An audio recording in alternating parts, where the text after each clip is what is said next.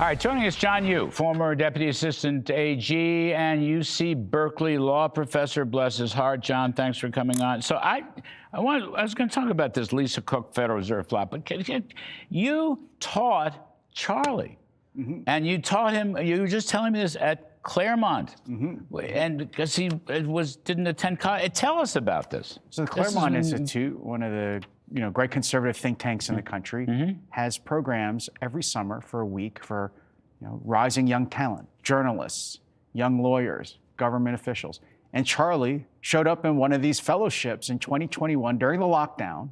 And the only place we could have any conference like this was, guess where, Larry? Las Vegas. Okay, I love it. Perfect. So, that's wonderful. Yeah, so Charlie Kirk's there, 15, 16 other young, rising conservative leaders are there. And I taught them about the founding, about the presidency, about judicial review. And I did a war game at the end about China seizing Taiwan, where I made Charlie the editor-in-chief of the New York Times and said, would he disclose the classified information about the invasion to the public? He loved it. He had a great time. Was he a good student? He was. I bet every teacher's favorite student. He was inquisitive. Asked the question why a lot, which we love, and didn't play into the conservative role person he thought he would be. He loved examining everything from every angle. He was a great student. And I was just talking to him the day before he was shot. I was supposed to go on his podcast, and I was a little late, so I hate to say it, but we were talking on Zoom, me, him, and his producer, and we said, don't worry about it. We'll just do it Thursday or Friday. Gee. Yeah.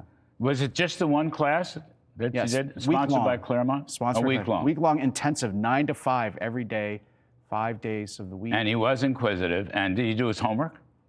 I'm never sure if the students do the reading. We don't ask them that, and there were no grades. But he loved mixing it up. Yes.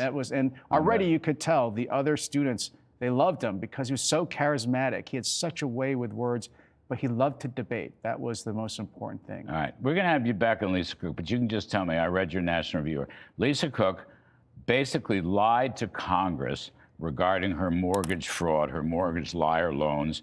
Why should the president not be able to fire her? I think this is an example of for-cause removal. Less than a minute. This is what for-cause means, is someone has abused their power. They might have violated the law. I don't see why the president has to wait for the prosecution to happen. I think he can say, I don't think someone like this is appropriate to be regulating the very industry that she allegedly defrauded. And look, if she's now saying that she knew about it or she disclosed it, that's worse. Then she didn't tell the truth to Congress in her confirmation hearing. Lying to Congress is a federal crime. Right. That's overcause, for heaven's sake. We'll talk more about this. I got to get out. This is a tough day. You're very kind to come on here. John Yoo, former Justice Department ace. Anyway, thank you very much. Thanks, Larry.